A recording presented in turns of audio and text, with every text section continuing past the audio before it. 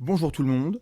Alors, grande nouvelle ou pas grande nouvelle, ça va vous étonner ou pas vous étonner, j'ai reçu une nouvelle assignation au tribunal de commerce. Alors, il n'y aura pas trop de suspense. C'est encore écrit par Monsieur Divisio, qui est devenu l'ennemi public numéro un de la parole critique et zététique sur les réseaux. Il ne veut pas qu'on critique les gens. Et cette fois-ci, c'est intenté par Monsieur Frédéric Delavier. Les zététiciens sont une secte. Ils sont des tarés. Ça va très très mal se passer. Donc, on a déjà Aberkan, on a Stanislavic, alias M. Delic, et maintenant on a Delavier. Tous les trois représentés par M. Divisio, avocat habituel de la complosphère. Et pour quel motif? Le motif, c'est le même, c'est toujours pareil, c'est je serais coupable de dénigrement, de concurrence déloyale par dénigrement. Alors je vais vous lire le texte, pas tout, le texte c'est encore 24 pages, c'est encore rédigé plus ou moins bien.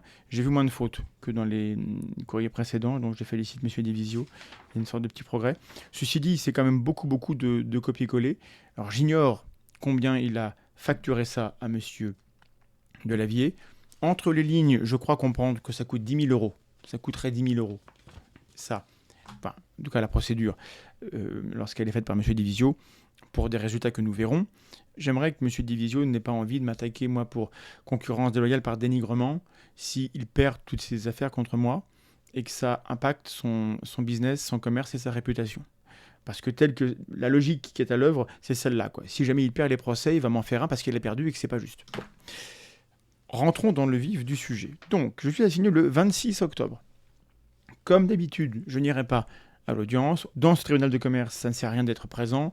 Ce sont des actes écrits. Donc, il y a des, voilà, on arrive, on pose un dossier, on donne rendez-vous pour dans 2 mois. Paf, on pose un autre dossier. Et dans l'intervalle, les personnes qui siègent lisent les dossiers et se font un avis. À la fin, éventuellement, il y aura une audience.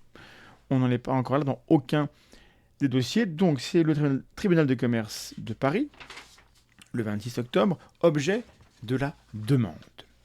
Alors là, il y a une présentation des personnes en présence. Monsieur Thomas Durand se rend coupable au travers des vidéos qu'il produit sur le média social YouTube, ainsi que des messages qu'il publie sur le réseau social Twitter. Maintenant, c'est X. Donc il y a un problème parce que Twitter, ça n'existe plus. On n'est pas censé trouver ce que vous voulez. Il faut être à jour, monsieur Divisio. D'une concurrence déloyale par dénigrement à l'encontre de monsieur Frédéric Delavier, qui entend faire cesser ses agissements et demander réparation du préjudice qu'il subit. Là, d'emblée, déjà, vous devez vous dire, mince, est-ce que Mandax s'est lancé dans une carrière de dessinateur de muscles ou de philosophe sexiste? Eh bien non. Donc je ne pense pas être un concurrent de M. Delavier sur ces terrains sur lesquels il excelle. Alors du coup, on présente les gens.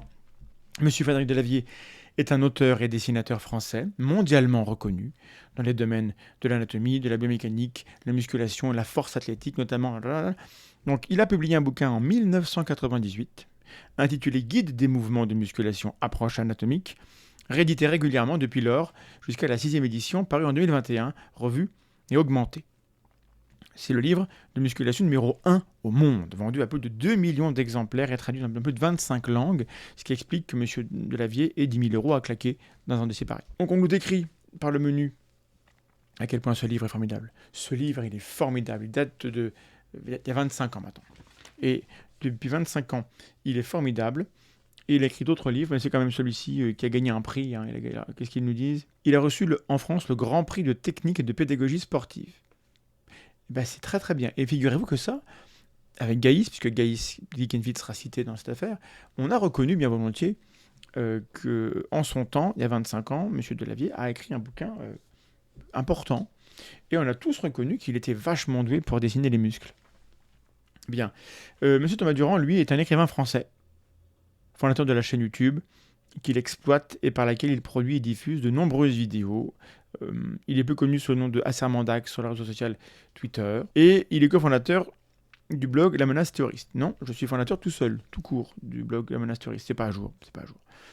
Par la mission qu'il s'affiche, donc moi, de dénoncer les arnaqueurs et escrocs du net, celui-ci, donc Thomas Durand, s'est attiré les foudres de nombreuses personnalités qui constatent la multiplication de faits constitutifs de diffamation et de dénigrement à leur égard, M. Thomas Durand essayant peu à peu sa posture de détenteur de la vérité auprès de sa communauté de fans.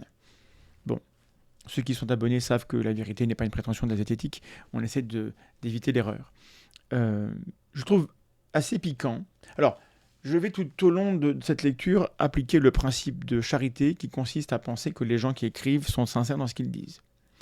Donc, je vais considérer que M. Delavier, lorsqu'il se plaint de terribles préjudices, qu'il pleure, qu'il chouine, il est sincère, il est vraiment touché, il est peiné, il est affecté dans son petit cœur, et que M. Divisio, il est sincère dans la manière dont il relate ses faits et touche ses préjudices. Il y a une lecture moins charitable qui consiste à dire que ces gens sont malhonnêtes, fourbes, manipulateurs, qui essayent de se payer un ennemi en multipliant les affaires. Et là, j'aurais du mal à être totalement charitable parce que quand il dit que je me suis attiré les foudres de nombreuses personnalités qui constatent la multiplication des faits constitutifs de diffamation et de dénigrement, moi j'ai été, à ce jour, en comptant celle-là, poursuivi par 4 personnes. La première, c'était Annie Lobé. Le tribunal a considéré que finalement, non, en fait, la plainte, non, on va éteindre la plainte parce que l'affaire est fermée. Et les 3 autres sont tous représentés par le même avocat. C'est pas comme s'il y avait plein de gens là qui se rendent compte que je suis un être horrible qui produit plein de préjudices. On a des gens qui se rassemblent avec un même avocat, ou voire un avocat qui rassemble des gens pour m'attaquer. À la mesure où j'ai déjà critiqué M. Divisio, que je trouve que c'est un personnage profondément ridicule, et que sans doute ça le vexe un petit peu, peut-être que c'est ça qui justifie qu'il ait convaincu M. Stanislavitch et M. Delavier maintenant de me poursuivre. Je n'ai pas les preuves de ça, je ne sais pas comment ça s'est passé, mais reconnaissez que c'est étonnant. Tous ces gens qui prennent le même avocat, qui fait des copier-coller et qui leur facture 10 000 balles pour m'attaquer. Et les zététiciens sont une secte de petits barbichons avertis. J'ai le droit à un flic, pauvre flic, tu vois, et un juge, voilà, qui viennent me questionner. Mais je les emmerde, si tu veux. Je les emmerde. Il paraîtrait que je prends pour cible, depuis 2020, M. Frédéric Delavier, directement, mais aussi par complicité, de propos dénigrants publiés par M. Gaïs Gelaya, donc Geek and Fit. Alors, passons à la page 7. La page 7, on revient en 2020, le 8 octobre 2020, c'est la vidéo dans laquelle je reçois Gaïs. Avant cette date, je ne crois pas avoir parlé de M. Delavier, ou peut-être au détour d'un tweet en relevant un propos sur sa lecture très particulière, très biaisée, très fausse, très stupide de la théorie de l'évolution et de la psychologie évolutionnaire. Quand quelqu'un vous critique la psychologie évolutionnaire, bien souvent il en fait une caricature qui ressemble à ce que pense vraiment Delavier. Bon, bah c'est pas ça la science. Donc, je vais peut-être parler de lui, mais en tout cas, le conflit, disons, commence réellement à cette date, en octobre 2020, quand je reçois Gaïs et Mathias Soulol, qui est également coach sportif, qui utilise Instagram, je crois, essentiellement. Bref, 2 personnes qui s'y connaissent, là-dedans, qui sont alertées par tous les discours pseudo-scientifiques qui tournent autour du sport. Il y a du coaching sauvage, il y a de la gouroutisation, il y a du bullshit, il y a des délires autour du sport, et leur ambition, leur projet, à tous les deux, c'est de dénoncer, et le titre s'appelait Sport et superstition. Voilà, dans Le bénéfice du doute numéro 13. L'émission dure, je vous dis, à peu près 2 heures, je crois. Et on commence à parler de M. Delavier à 1h34. C'est eux qui le disent. Donc pendant 1h34, on ne parle pas de lui. C'est vous dire à quel point il n'est pas central dans l'affaire. On en parle pendant à peu près 10 minutes, 1h34, 1h45, avec quelques propos sur lesquels je n'ai rien à retirer, parce que ce sont des propos qui sont critiques. Donc, quand on fait promotion de l'esprit critique, on fait promotion de la critique. C'est bien de critiquer les propos des gens, de critiquer leur rhétorique, de critiquer leurs sources ou leur absence de source. C'est pas un problème tant qu'on n'est pas dans l'attaque personnelle ou dans le pilonnage très régulier qui peut devenir du harcèlement. Alors, pendant cette vidéo, vous verrez défiler là les messages que j'ai relevés. Ça n'est pas exhaustif, ce sont tous les messages de M. Delavier sur Facebook et Instagram et peut-être des captures de YouTube où il parle de moi. J'ai beau faire des vidéos de 2 heures, je pense qu'en cumulé, le nombre de propos tenus par Delavier, il y en a plus que ce que moi j'ai dit. Évidemment, ils sont beaucoup plus réguliers et ils sont de nature beaucoup plus insultants, en fait. M. Delavier m'attaque beaucoup, notamment sur ma supposée sexualité, chose que je ne fais pas à son encontre. Au-delà de cette vidéo, il y a une page sur le blog La Menace Théoriste où j'ai demandé à mes invités de me donner des sources. Donc vous avez l'article où vous avez le lien vers la vidéo et en dessous une explication des liens, des sources sur lesquelles s'appuient mes invités pour critiquer telle ou telle pratique. Donc ça, c'est relevé par M. Divisio et il s'en plaint. On n'aurait pas dû faire ça. On n'aurait pas dû donner des sources qui montrent que Delavier n'est pas fiable. Parce que c'est pas gentil. On relève de nombreux propos avec des guillemets que j'ai tenus. Puis on me reproche des tweets dans lesquels je dis texto « Gaïs de Geek & Fit apporte du recul et de l'esprit critique dans le monde de la musculation » où le culte de la personnalité semble séduire beaucoup des têtes d'affiche. Oui, on pense à Delavier qui pratique assidûment l'ultra-crépidarianisme avec un extrait de notre bénéfice du doute numéro 13. C'était en décembre 2020. En juillet 2022, je réponds, parce que Delavier a commencé à faire des vidéos, je réponds avec un tweet à sa théorie du corps de lâche, qui fait que les gens pas musclés, évidemment, sont des lâches. Essentiellement, je résume, mais en gros, en montrant une photo de la place Tiananmen, où on n'a aucune raison de penser que le monsieur qui fait face à des tanks était très musclé, et que sa musculature est pesée dans son choix, dans son calcul de s'imposer face à des chars d'assaut. Et je pense que l'histoire est remplie de gens dont le courage n'est pas relié à leur musculature. Donc la théorie me paraît viciée. Puis, j'ai vu passer un « Nous avons gagné » de Frédéric Delavier concernant le dos rond, assorti d'un long délire, sans aucune source, ni information nouvelle. C'est un peu alarmant, mais rassurez-vous, sans prétendre que nous aurions gagné, ce n'est pas un duel, on a de la littérature, et je cite un article scientifique qui parle de ça. Je vous rappelle pour la xème fois que le dos rond est un sujet qui ne m'intéresse pas, sur lequel je ne vais pas travailler, je ne veux pas travailler, je m'en contrefous. Je vous conseille de faire des sports tranquilles, au poids du corps, voilà, d'éviter de vous déchirer le corps en soulevant des masses, parce que maintenant on a plein de robots qui savent le faire. Donc mon conseil à moi, c'est ne faites pas les cons avec votre corps. Il y a des gens qui se sont tués avec des barres, avec des haltères. Et c'est tout. Moi, je ne donne pas de conseils. Je ne suis pas coach sportif, ce n'est pas mon domaine. Mais quand quelqu'un prétend qu'il a de la science de son côté et qu'en face, des gens apportent des critiques solides, je sais à qui je me fie, encore une fois. Je recite M. Divisio, cette campagne de dénigrement a de très lourdes conséquences sur l'entreprise de M. Frédéric Delavier, quant à la crédibilité accordée à ses ouvrages, plus encore à sa réputation et à son image. Excusez-moi, je pleure un peu. Non, finalement, ça va. Je pleure moins que M. Delavier. Ces comportements sont largement constitutifs d'actes de dénigrement des ouvrages de M. Delavier et de ses compétences dont il entend demander réparation compte tenu des importants préjudices que cela entraîne. On chercherait en vain, dans les pages suivantes, la démonstration de l'existence des préjudices. Il faudra montrer le préjudice. Bon courage. À titre liminaire, sur la compétence exclusive du tribunal de commerce pour connaître de l'action en concurrence déloyale par dénigrement commise par un commerçant.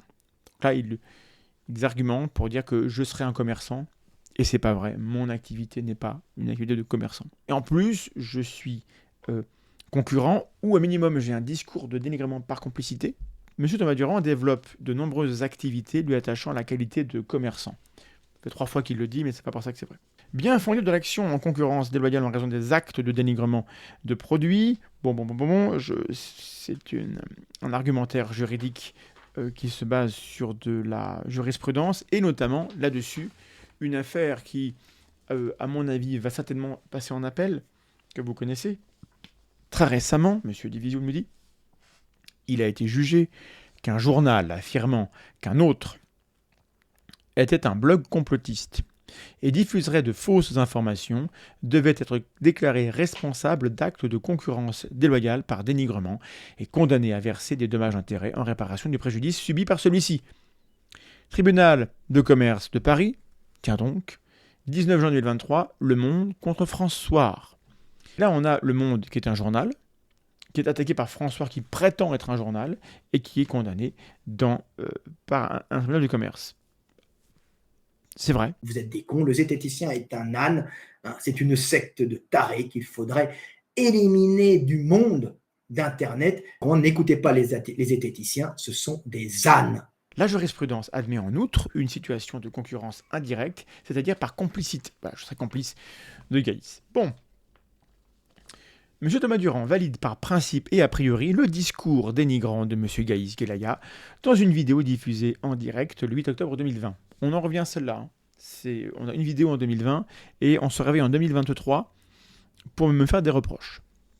Il me semble qu'il y a un petit problème.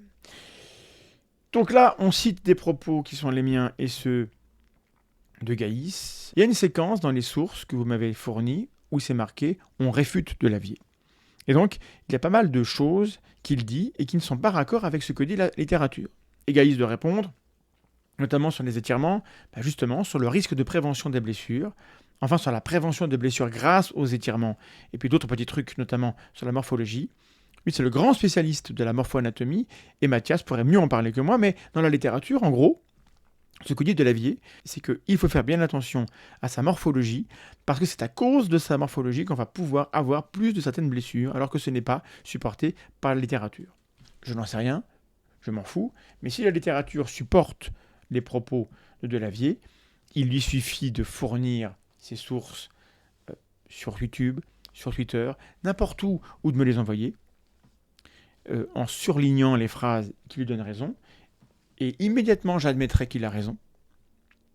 Et on n'aura pas besoin d'aller au tribunal. Admettons que je porte préjudice aux ventes de livres de Delavier en disant que Delavier dit un truc qui n'est pas vrai parce que la science dit le contraire. Si jamais c'est vrai que je porte atteinte aux ventes de Delavier parce que je dis qu'il dit l'inverse de la science, je le prouve, et lui derrière il n'a rien à répondre parce que c'est vrai qu'il se plante. Est-ce que c'est dommage ? On vit dans un univers où il faut être un avocat tordu comme M. Divisio pour trouver que il faut que la justice apporte réparation à l'homme qui se trompe et à qui on dit qu'il se trompe publiquement et qui est incapable de l'admettre et qui du coup porte atteinte tout seul à sa réputation. Oui, j'ai dit que c'était un avocat tordu. Pourrait noter le timecode. Ce mot vaccination dont je vous ai beaucoup parlé, ça va avec innovation. Vous vous souvenez de ça? Avec Startup Nation. Dans la Startup Nation, nous sommes innovation et nous sommes donc favorables à la vaccination. Ce pays me fatigue. Vous savez quoi? Je m'en tape. Arrivé à un moment donné, je m'en cogne. Bref. À un moment donné, les propos tenus dans la vidéo disponible librement et publiquement sur le média social YouTube visent incontestablement à jeter le discrédit sur la compétence et partant les ouvrages de M. Frédéric Delavier, en visant notamment de prétendues erreurs que contiendraient ces ouvrages. Oui, j'ai partagé des critiques de Gaïs et de Mathias qui estiment qu'il y a des erreurs dans les contenus de Delavier.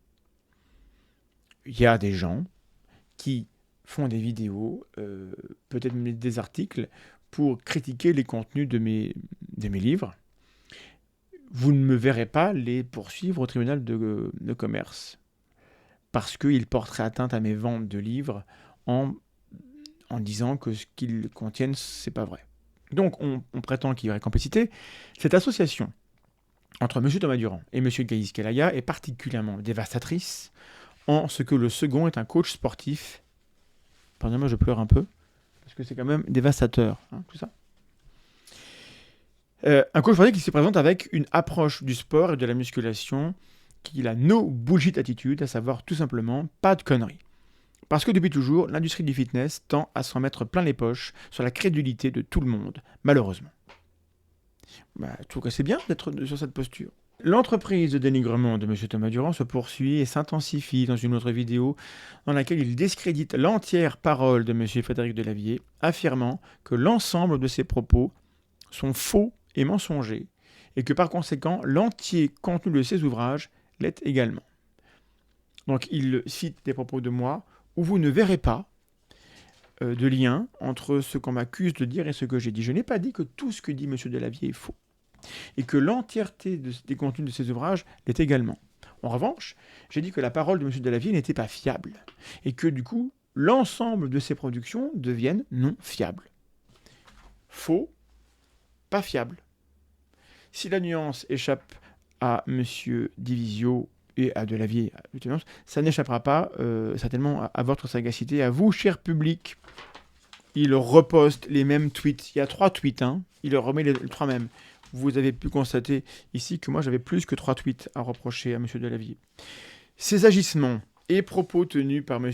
Thomas Durand sont constitutifs de dénigrement fautif à l'égard de M. Frédéric Delavier, dénigrement dont ce dernier est bien fondé à demander réparation en l'espèce. On touche au but, rassurez-vous, ça va se finir. Le préjudice subi par M.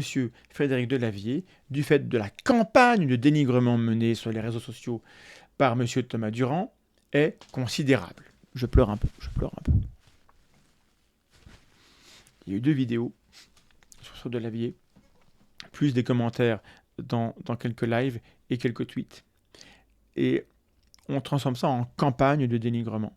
Le préjudice subi est considérable, augmenté par la visibilité des propos dénigrants, sans cesse réactualisés depuis 2020. Et ça, quand même, c'est assez fort. Ça, j'ai beau être gentil, j'ai beau être matinal, j'ai mal, comme disaient les inconnus. Est-ce que vraiment j'ai réactualisé sans cesse le dénigrement de M. Delavier, ou est-ce que, quand il s'est mis à partir dans un délire de ressasser complètement sa vision des choses, en rajoutant toujours un petit peu un étage à la fusée de la folie dans sa version de l'histoire, est-ce que c'est pas moi qui étais obligé juste de répondre à ces déclarations ? Vous vérifierez la chronologie si ça vous amuse. Moi, Delavier, je m'en contre-tape et j'aimerais que lui arrête, en fait. Frédéric Delavier. Essayez de passer 6 mois à penser à autre chose. Maintenant, c'est un peu trop tard parce qu'évidemment, il y a des affaires. Mais si vous aviez fait ça, vous aurez peut-être pu constater que j'aime pas votre philosophie, je trouve que c'est complètement nul. Je trouve que vous êtes à côté de la plaque, que vous êtes un gros beauf, mais c'est pas un crime. Je vais pas vous poursuivre en justice pour être un gros beauf qui dit de la merde sur la théorie d'évolution. Vous dites des conneries, et moi je vous critique pour ça, et puis je passe à autre chose, parce que ma vie ne va pas s'arrêter si j'arrive pas à vous convaincre. C'est pas grave. Mais apparemment, il y a beaucoup de fragilité quand même, mon cher Frédéric Delavier. Ces propos mettent gravement en danger la pérennité et la crédibilité de ses ouvrages. Plus encore, les relations du requérant avec ses éditeurs du monde entier, avec l'ensemble de son public, qui lui octroyaient leur confiance. Octroyer, ça voudrait dire que les gens et les éditeurs n'ont plus confiance dans Frédéric Delavier. Si le travail que j'ai fait aboutit au fait que les éditeurs n'ont plus confiance dans Frédéric Delavier, c'est une conséquence que je ne vais pas regretter, en fait. C'est pas mon but.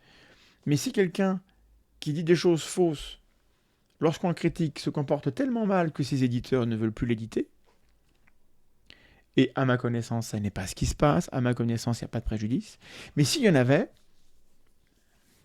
dont acte, ce message est particulièrement relayé auprès des jeunes générations, cliente cible de M. Delavier, qui s'adresse également aux personnes souhaitant débuter la musculation, le renforcement musculaire, etc. Où sont les sources qui montrent que le message critique est particulièrement relayé dans les jeunes générations ? Parce que le dire c'est bien, mais enfin le montrer c'est mieux. C'est pour toutes ces raisons que M. Frédéric Delavier est bien fondé à demander la condamnation de M. Thomas Durand, à lui verser la somme de, attention, roulement de tambour. La zététique est une secte de petits barbichus invertis. Voilà. Il faut continuer le combat, ils ne se sont pas excusés. Le seul truc que je reçois, ce n'est pas des excuses, c'est des flics, tu vois, envoyés par des juges. Je dirais des connards de flics. Les flics sont mes ennemis, alors que je les finance par millions. Ce sont des connards. Combien est-ce qu'on va me demander cette fois ? 50 000 €, somme à parfaire, de dommages-intérêts au titre de la réparation de son préjudice économique. j'aimerais qu'on me dise comment on a calculé ce préjudice économique. J'ai coûté 50 000 euros à Frédéric Delavier. Bon, si c'est vrai, c'est grave. Mais c'est pas tout. On veut aussi que le tribunal me condamne à 20 000 euros, sauf à parfaire, de dommages-intérêts au titre de préjudice d'image. Et 10 000 euros, sauf à parfaire, de dommages-intérêts au titre de préjudice moral. Voilà. Le petit cœur de Frédéric Delavier a été tellement affecté qu'il lui faut 10 000 euros pour se remettre des propos que j'ai tenus. Monsieur Thomas Durand sera également condamné sous astreinte à retirer les actes constitutifs de dénigrement visés au dispositif et à la publication de la décision à intervenir.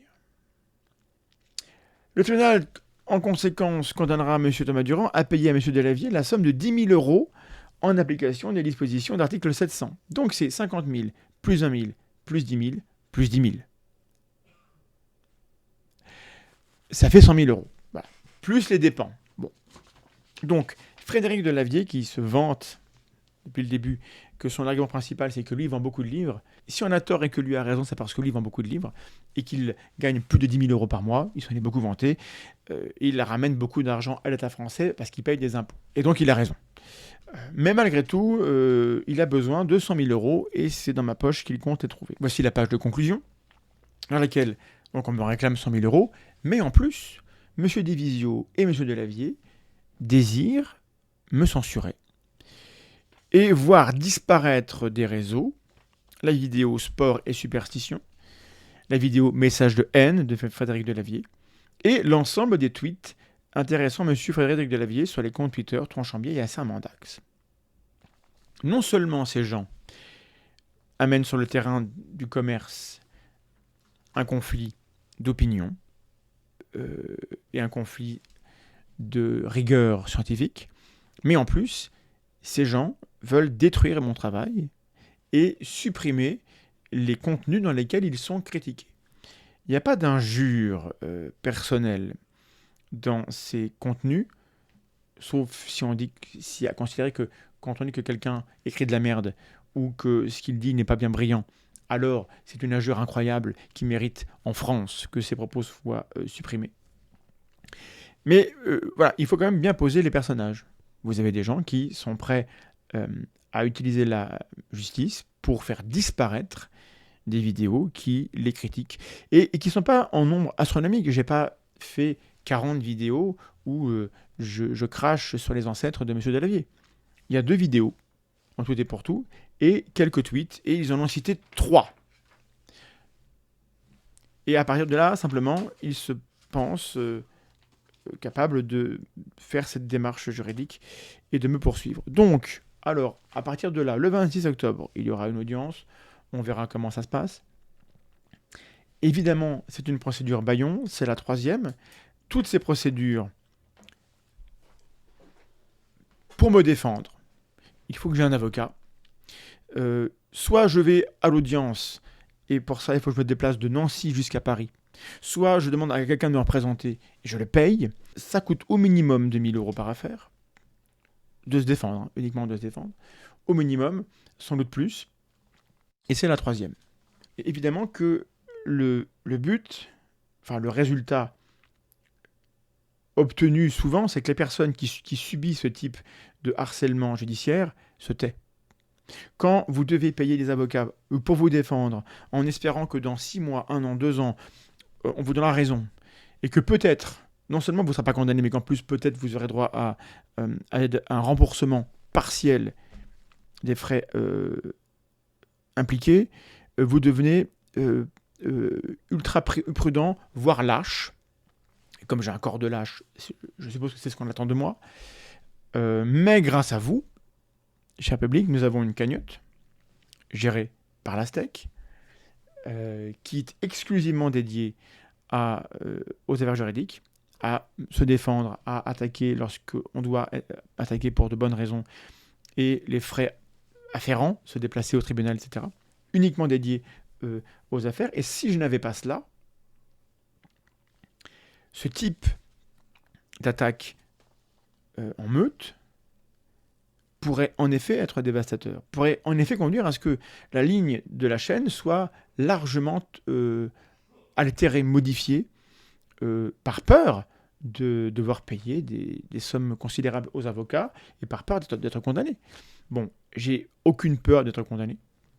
Et grâce à vous, j'ai pas peur de l'argent que je dois verser aux avocats puisqu'on a un fonds pour ça. N'empêche que tout ça est extrêmement toxique et que c'est pas pour ça qu'on a ouvert une chaîne de pensée critique. Mais bon, je vous tiendrai au courant de la suite des aventures.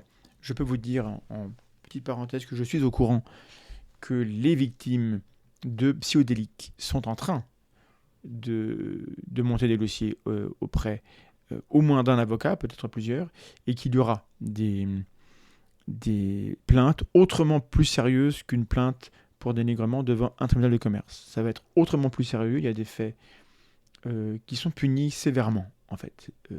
S'ils sont punis, on verra bien s'ils doivent l'être. Mais je les emmerde, voilà, tu t'emmerdes, voilà. Bon, on va le dire hein, clairement, hein. Rien n'a pété toute cette bande de cons, mais faut bien qu'ils fassent attention. Moi, quand on me harcèle, hein, comme ils ont fait, hein, moi pendant 2 ans, j'ai rien dit. Quand on me harcèle, je suis pas dépressif et j'ai pas envie de me suicider. Hein, bien au contraire. Hein, ma haine destructrice ne sera absolument pas contre moi. J'espère qu'au terme de beaucoup de patience et de prise sur soi, nous aurons des décisions de justice qui seront intelligentes, cohérentes, justes et qui dissuaderont ce type de personnage associé à ce type d'avocat d'utiliser ce type de démarche pour tenter de détruire le type de contenu que nous on produit.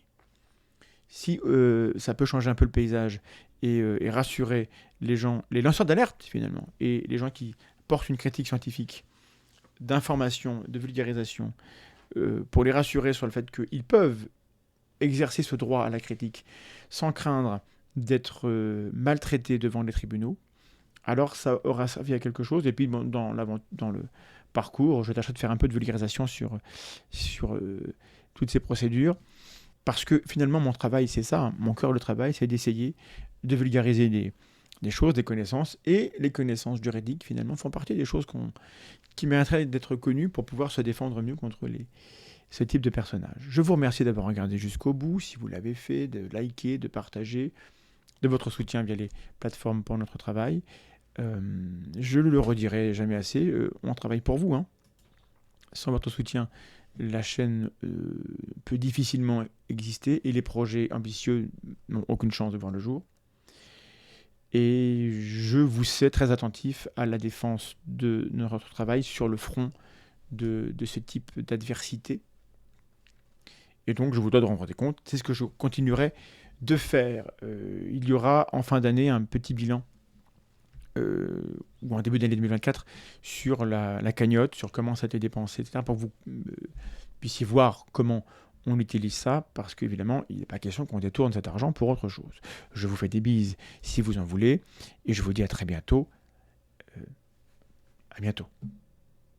Thomas Durand est un fou furieux, et ce qu'il a fait, c'est absolument pas de la zététique. Pauvre con solitaire derrière son ordinateur avec une vie de merde. Malheureusement, si tu as un corps de lâche, ta tête est aussi remplie de merde. Pauvre type, petit, roquet, barbu, haineux. Voilà, ridicule, il a voulu m'attaquer et il est ridicule. Ils sont de toute façon ridicules, vous êtes des pauvres cons, c'est tout. Il m'attaque, je m'en fous des attaques, j'en ai eu plein, mais là j'aime pas ça. Il a parlé de moi d'une façon grossière et insultante, ce qui est honteux en fin de compte, puisque vraiment tu es un mauvais individu. Voilà, donc tu parles mal de moi, c'est pas grave, t'aimes pas ma philosophie, c'est pas grave, tu me diffames, allez, c'est pas grave, par tes propos tu niques des gamins et tu baises leur vie, ça, bon, c'est vraiment très grave. Que les mecs n'arrêtent pas de me chier sur la gueule. Mais c'est pas grave, qu'as-tu fait toi, Thomas Durand, à part chier sur les autres, fait une pièce de théâtre, quelques livres pour ados, et puis quoi encore, quelques conneries de bobo, quoi, tu vois. Oui, je juge pas. C'est moi qui rapporte des millions d'euros à mon pays. C'est moi qui fais des découvertes scientifiques fabuleuses.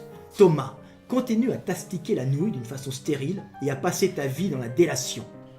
On ne brille pas plus en essayant d'éteindre les autres, et parti comme tu l'es, tu ne laisseras rien derrière toi. J'ai fait quelque chose, j'ai construit dans ma vie des choses grandioses, toi t'as rien fait, hein, à part chier sur les autres. C'est pas tes livres qui se vendent, voilà. C'est inintéressant. Intellectuellement, t'es pas grand chose, on va dire, voilà. Thomas Durand est un être actuellement détestable. Tu es un mauvais individu, un individu aigri et détestable, voilà. Tu es inintéressant. Et sache que tu n'es même pas intelligent.